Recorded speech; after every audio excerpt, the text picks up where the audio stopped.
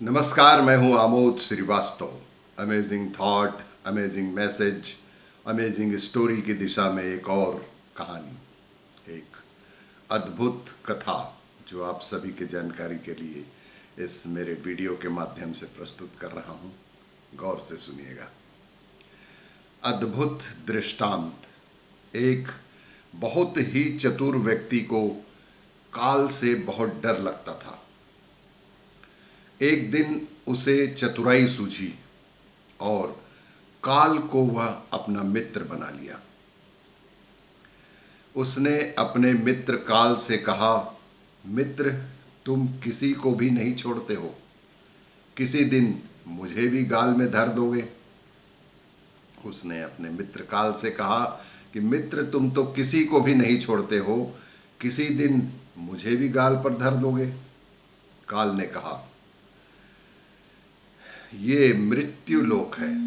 काल ने कहा, ये मृत्यु लोक है, जो आया है उसे मरना ही है।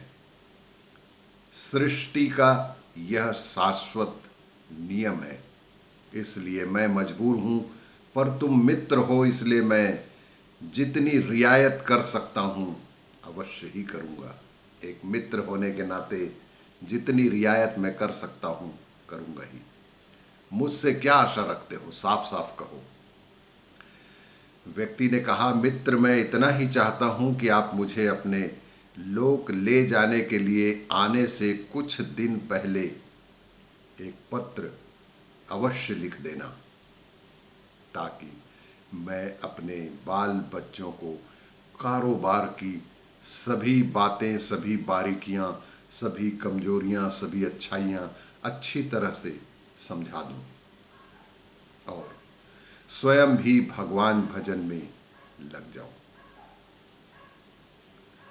काल ने प्रेम से कहा। काल ने बहुत ही धैर्यपूर्वक कहा, यह कौन सी बड़ी बात है, मैं एक नहीं आपको 4 पत्र भेजूंगा, चिंता मत करो। मैं तुम्हें एक पत्र नहीं 4 पत्र भेजूंगा, चिंता मत करो। चारों पत्रों के बीच समय भी अच्छा खासा दूंगा, ताकि तुम सचेत होकर अपना संपूर्ण जीवन का काम निपटा सको। मनुष्य बड़ा प्रसन्न हुआ, सोचने लगा कि आज से मेरे मन से काल का भय भी निकल गया। आज से मेरे मन से काल का भय भी निकल गया। मैं जाने से पूर्व अपने सभी कार्य पूर्ण करके जाऊंगा, तो देवता भी मेरा स्वागत करेंगे। इसी तरह दिन बीतते गए और एक दिन आखिर मृत्यु की घड़ी आ ही गई। काल अपने दूतों सहित उसके समीप आकर बोला, मित्र, अब समय पूरा हुआ, मेरे साथ चलिए। मैं सत्यता और दृढ़ता पूर्वक अपने स्वामी की आज्ञा का पालन करते हुए एक क्षण भी तुम्हें और यहां नहीं छोड़ सकता। काल ने कहा कि मैं मजबूर हूं अपने सेवा के लिए और मैं तुम्हें और यहाँ पे एक पल के लिए भी नहीं छोड़ सकता। मनुष्य के माथे पर बल पड़ गया, भ्रुकुटी तन गई और कहने लगा, धिक्कार है, धिक्कार है तुम्हें, धिक्कार है तुम्हारे जैसे मित्रों पर। मेरे साथ तुमने विश्वासघात करते हुए तुम्हें लज्जा नहीं आई? मेरे साथ विश्वासघात करते हुए तुम्हें लज्जा नहीं आती? तुमने मुझे वचन दिया था कि लेने आने से पहले पत्र लिखूंगा। तुम्ही ने कहा था ना कि जब भी लेने आऊंगा तो उसके पहले पत्र लिखूंगा। मुझे बड़ा दुख है कि तुम बिना किसी सूचना के अचानक दूतों सहित मेरे ऊपर चढ़ाए। मित्रता तो दूर रही, मित्रता तो दूर रही, तुमने अपने वचनों को भी नहीं निभाया। काल हंसा। काल हंसा और बोला, मित्र इतना झूठ तो ना बोलो। काल हंसा और फिर बोला कि मित्र इतना झूठ तो ना बोलो, मेरे सामने ही मुझे झूठा सिद्ध कर रहे हो।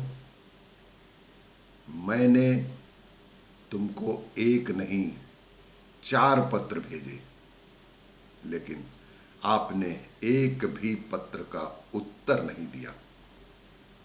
मैंने तुम्हें एक पत्र नहीं 4 पत्र भेजे, तुमने एक भी पत्र का मुझे जवाब नहीं दिया। मनुष्य ने चौंक कर पूछा, कौन सा पत्र? कोई प्रमाण है मुझे पत्र प्राप्त होने की? कोई डाक रसीद आपके पास है जो तुमने मुझे कोई पत्र भेजा था? दिखाओ। काल ने कहा, मित्र घबराओ नहीं, मेरे चारों पत्र इस समय आपके पास मौजूद है। काल ने कहा, मित्र घबराओ नहीं, मेरे द्वारा भेजे चारों पत्र इस समय आपके पास मौजूद है। मेरा पहला पत्र आपके सिर पर चढ़कर बोला, मेरा पहला पत्र आपके सिर पर चढ़कर बोला, आपके काले सुंदर बालों को पकड़कर उन्हें सफेद कर दिया, और यह भी कहा कि सावधान हो जाओ, और यह भी कहा कि सावधान हो जाओ, जो करना है वह जल्दी कर डालो। नाम बड़ाई और धन संग्रह के झंझटों को छोड़कर भजन में लग जाओ। पर दुख की बात है कि मेरे पत्र का आपके ऊपर जरा भी असर नहीं हुआ। अत्यंत ही दुख के साथ कहना पड़ रहा है कि उस मेरे पत्र का तुम्हारे ऊपर जरा भी असर नहीं हुआ। और तो और बनावटी रंग लगाकर, और तो और बनावटी रंग लगाकर आपने अपने बालों को फिर से काला कर लिया और पुनः जवान बनने के सपनों में खो गए। आज तक मेरे श्वेत अक्षर आपके सिर पर लिखे हुए हैं। कुछ दिन बाद मैंने पुनः दूसरा पत्र आपके नेत्रों के प्रति भेजा।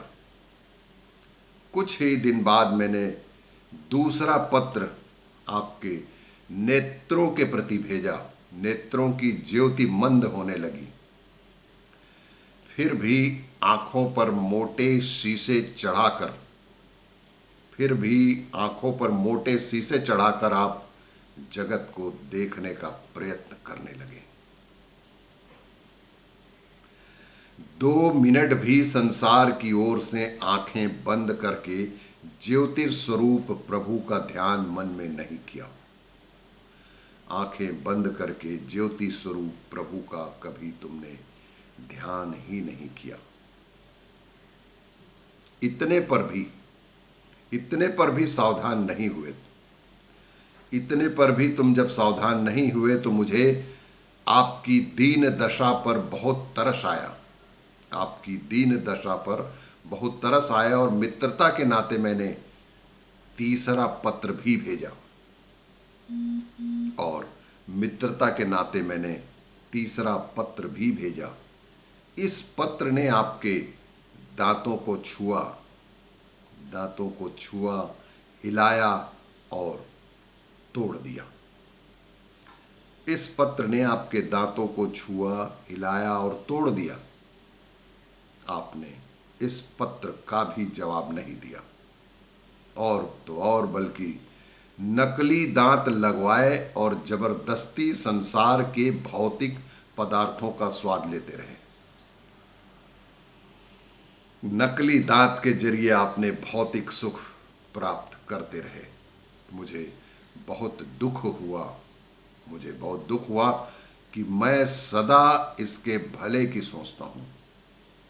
मुझे बहुत दुख हुआ कि मैं सदा इसके भले की सोचता हूँ और यह हर बात एक नया बनावटी रास्ता अपनाने को तैयार हो जाता है।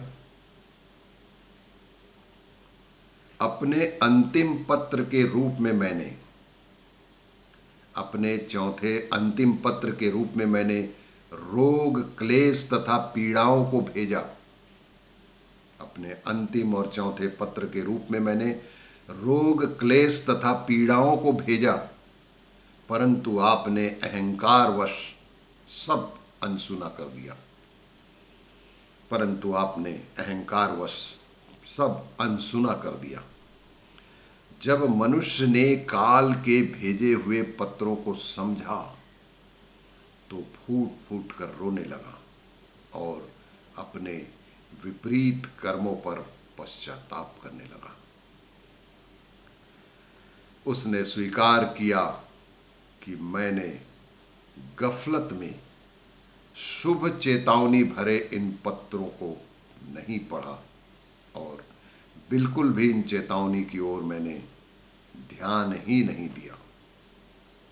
मैं सदा यही सोचता रहा कि कल से भगवान का भजन करूंगा, मैं कल से भगवान का भजन करूंगा, अपनी कमाई अच्छे सद्कार्यों में लगाऊंगा। पर वह कल नहीं आया और काल आज आ गया। काल ने कहा, आज तक तुमने जो कुछ भी किया राग, रंग, स्वार्थ और भोगों के लिए किया। जानबूझकर ईश्वरीय नियमों को तोड़कर जो काम करता है वह अक्षम्य है। जानबूझकर ईश्वरीय नियमों को तोड़कर जो काम करता है वह अक्षम्य है। मनुष्य को जब अपनी बातों से काम बनता नजर नहीं आया तो उसने काल को करोड़ों की संपत्ति का लोभ दिखाया। मनुष्य को जब अपनी बातों से काम बनता नजर नहीं आया तो उसने काल को करोड़ों की संपत्ति का लोभ दिखाया। काल ने हंसकर कहा, मित्र, यह मेरे लिए धूल से अधिक कुछ भी नहीं है। काल ने हंसकर कहा, मित्र, ये धन दौलत, ये संपत्ति मेरे लिए धूल से अधिक कुछ भी नहीं है। धन दौलत, शोहरत, सत्ता, ये सब लोभ संसारी लोगों को वश में कर सकता है, मुझे नहीं। मनुष्य ने पूछा, क्या कोई ऐसी वस्तु नहीं जो तुम्हें भी प्रिय हो, जिससे तुम्हें लुभाया जा सके?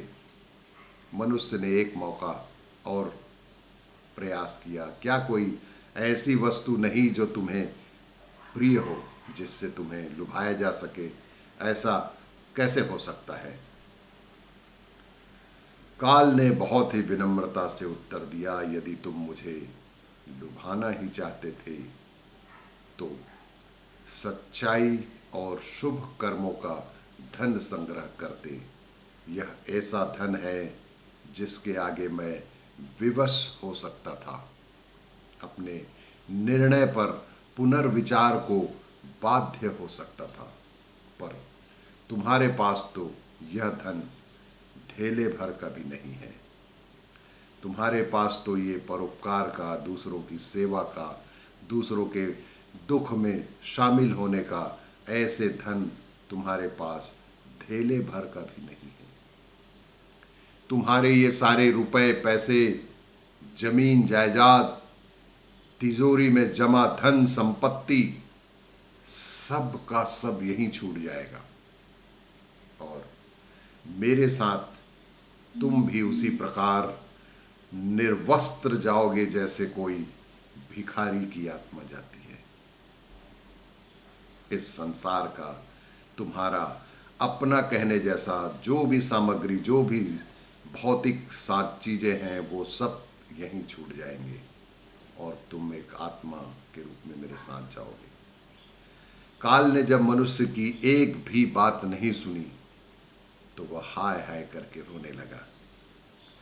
सभी संबंधियों को पुकारा, परंतु काल ने उसके प्राण पकड़ लिए और चल पड़ा अपने गंतव्य की ओर, अनंत की ओर, और काल उसे लेकर अपने साथ चला ही गया। नमस्कार। और भी इसी तरह की कहानियों के लिए देखते रहिए मेरा वीडियो। धन्यवाद।